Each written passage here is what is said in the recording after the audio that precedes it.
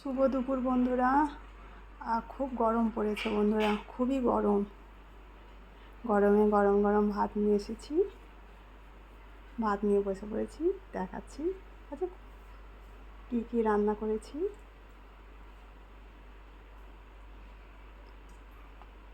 এই করেছি তিলের বড়া, আছে ওল মাখা,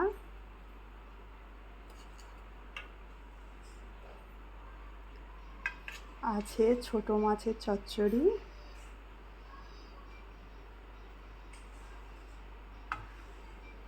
আর আছে এটা মিক্স সবজি।